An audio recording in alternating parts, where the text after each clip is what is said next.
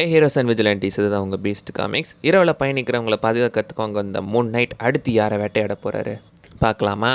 ஆரம்பத்தில் ஓடின் பர்கர் கடையை தான் காட்டுறாங்க. எஸ், ஓடின் அந்த அஸ்கட் செட்டிங்கை பேஸ் பண்ணி ஒரு பர்கர் ஷாப் ஓப்பன் பண்ணியிருந்திருக்காங்க. கடை பேர் ஓடின் பர்கர்.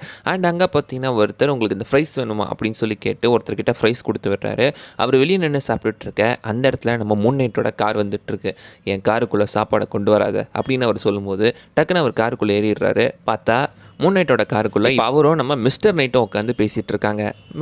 மிஸ்டர் நைட் என்ன கேட்குறாருன்னா, உனக்கு டாக்டர் பீட்டர் அல்ட்ரான் தெரியுமா, டாக்டர் ஸ்கேல்டன்? அதுக்காக என்ன சொல்கிறேன்னா, எனக்கு தெரியும், நீ அவரோட வேலை செஞ்சுருக்கன்றது எனக்கு தெரியும். அண்ட் நான் டிடெக்டிவ் ஃப்ளிண்ட்டை கான்டாக்ட் பண்ணேன். அவர் தான் நீ அவர் பேசுகிறதா வந்துட்டு நியூஸ் பேப்பரில் நிறைய செய்தியெல்லாம் வந்துச்சு.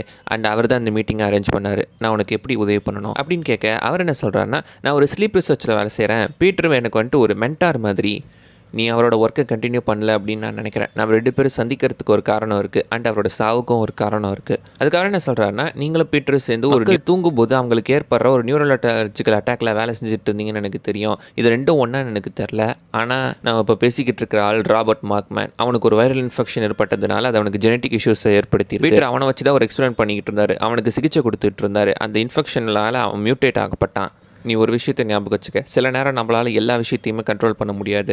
அண்ட் டெய்லி மியூட்டன்ஸ் ஒவ்வொரு நாளும் திடீர்னு எங்கேருந்தோ முளைச்சிட்டு தான் இருக்காங்க அப்படின்னு மிஸ்டர் நைட் சொல்லி முடிக்க, அதுக்கு அவன் என்ன சொல்கிறான்னா, என்னோட எல்லா பேஷண்ட்ஸுக்குமே ஒரே மாதிரி கனவு வந்துக்கிட்டு இருக்கு. அதுக்கெலாம் வாய்ப்பே கிடையாது. அண்ட் அதனால் அவங்க கொஞ்சம் கொஞ்சமாக பைத்தியம் ஆகிட்டு இருக்காங்க. அண்ட் அது என்ன மாதிரியான ரிசர்ச்? தூக்கன்றது நம்ம தூங்கிக்கிட்டு இருக்கும்போது நம்மளோட மூளையில் இருக்கக்கூடிய நச்சுத்தன்மைகளை வெளியேற்றுறதுக்காக தான். அதுக்கு இந்த கனவுகளுமே ஒரு வகையில் காரணமாக இருக்குமோ அப்படின்றத பற்றி தான் நாங்கள் ஸ்டடி பண்ணிக்கிட்டு இருந்தோம். ஆமாம், இந்த விஷயத்தை பற்றியெல்லாம் உங்களுக்கு ஏதாவது தெரியுமா? நான் உன்னோட ஃபெசிலிட்டியை பார்க்கணும், உன்னோட பேஷண்ட்ஸை நான் பார்க்கணும் அப்படின்னு மிஸ்டர் நைட் சொல்லும்போது, இதை பாருங்கள், பீட்டரும் நீங்களும் என்ன வேலை செஞ்சீங்கன்றதை எக்ஸாக்ட் எங்களுக்கு சொல்லலை. இந்த சப்ஜெக்டில் உங்களுக்கு எந்த அளவுக்கு நாலேஜ் இருக்குன்றதும் எனக்கு தெரியாது. இதுக்கு நீங்கள் குவாலிஃபைடாக இல்லையான்னு கூட எனக்கு தெரியாது அப்படின்னு சொல்லும்போது, கண்டிப்பாக நான் குவாலிஃபைட். ஏன்னா கனவு காண்றவங்களுமே இரவில் பயணிக்கிற மக்கள் தான். ஸோ இந்த சப்ஜெக்டில் நான் ஸ்பெஷலிஸ்ட் அப்படின்னு மிஸ்டர் நைட் சொல்லி முடிக்கிறாரு. இந்த விஷயோட பேர் ஸ்லீப். இப்போ மூன் நைட்டு டாக்டர் ஸ்கெல்டனும் சேர்ந்து பார்த்தீங்கன்னா அந்த ஹாஸ்பிட்டலுக்கு போயிடுறாங்க. அந்த இடத்துல பேஷண்ட்ஸ் யாருமே இல்லை. என்னோடய பேஷண்ட்ஸ்லாம் எப்பயோ போயிட்டாங்க. இந்த இடத்துல பிரச்சனைகள் நிறைய இருக்கிறதுனால அவங்க எப்பயோ கிளம்பிட்டாங்க. நாங்களும் அதெல்லாம் சரி பண்ணணும் தான் ட்ரை பண்ணுறோம். அவங்களோட தூக்கத்தில் வந்துட்டு நிறையவே அவங்களுக்கு பிரச்சனைகள் ஏற்படுது. நாங்கள் ட்ரீமோட ஃபிசிக்கல் மெக்கானிக்ஸை கெமிக்கல் மெசேஜிங் வச்சு சேஞ்ச் பண்ண தான் ட்ரை பண்ணிக்கிட்டு இருக்கோம். அதனால் எல்லா உடம்புலுமே ஸ்ட்ரிப்ஸும் சென்சார்ஸும் பொருத்தப்பட்டிருந்திருக்கு அப்படின்னு அவர் சொல்லும்போது, இங்கே ஏதாவது தனி ரூம் இருக்கா, காலியான ரூம் அப்படின்னு நம்ம மிஸ்டர் நைட் கேட்குறாரு.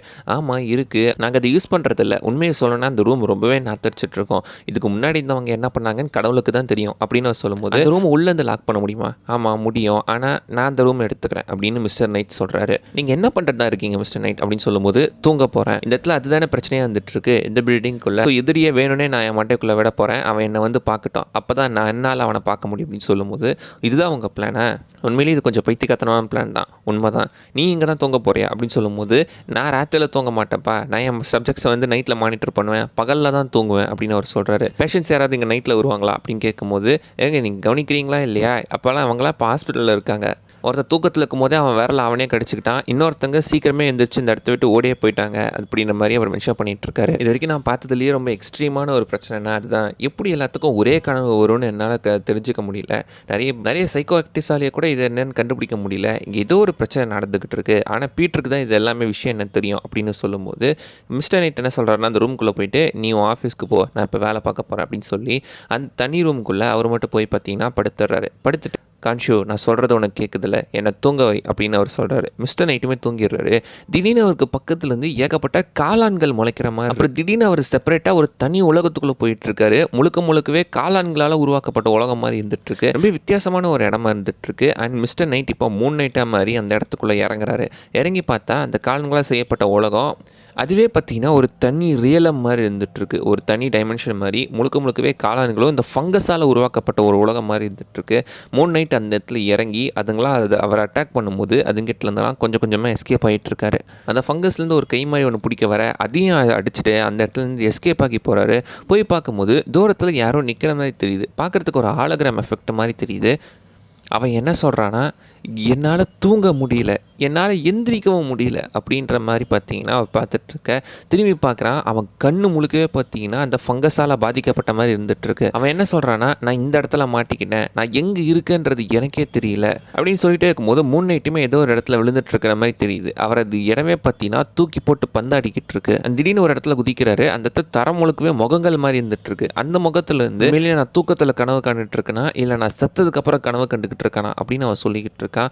அந்த இடத்துல பார்த்தா மேலே ஏகப்பட்ட உருவங்கள் பறக்கிற மாதிரி தெரியுது. சுற்றி ஒரு வீடு இருக்கிற மாதிரி தெரியுது. அப்படி இன்னொரு சத்தம், நான் செத்துட்டேனா, நீ என் கூட இங்கே வந்து மாட்டிக்கிட்டியா அப்படின்ற மாதிரி அந்த உருவம் பேசிக்கிட்டு இருக்க.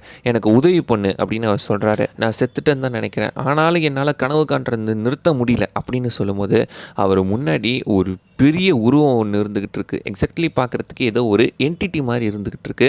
ஃபங்கஸால் உருவாக்கப்பட்ட ஒரு என்டிட்டி. அதை இப்போ நம்ம மூன் நைட் பார்க்குறாரு. மிஸ்டர் நைட் டக்குன்னு தூக்கத்துலேருந்து எந்திரிச்சுக்கிறாரு. எவ்வளோ வரண்டா அப்படின்னு சொல்லி அவர் கோவமாக கிளம்பி அந்த கதவை உடச்சிக்கிட்டு போய் டாக்டர் ஸ்கிரிட்டனை பார்க்குறாரு. என்னையாச்சு அப்படின்னு கேட்கும்போது அவன் தலையை பிடிச்சி டேபிள்லேயே ஒரு அடி அடிச்சு அவனை பிடிச்சி இழுத்துட்டு போய் அந்த ரூமில் போட்டுடுறாரு. ஏன் இவ்வளோ காண்டா இருக்காரு அப்படின்ற மாதிரி நமக்கு இன்னும் தெரியல. ஐயோ என்னையா பண்ணிக்கிட்டு இருக்க அப்படின்னு கேட்கும்போது தூக்கத்துலேருந்து எழுப்ப போகிறேன் அப்படின்னு சொல்லி அவர் அந்த தரையில் இருக்கிற மரப்பலகை எல்லாத்தையுமே பார்த்தீங்கன்னா போட்டு பொழந்து எடுக்கிறாரு.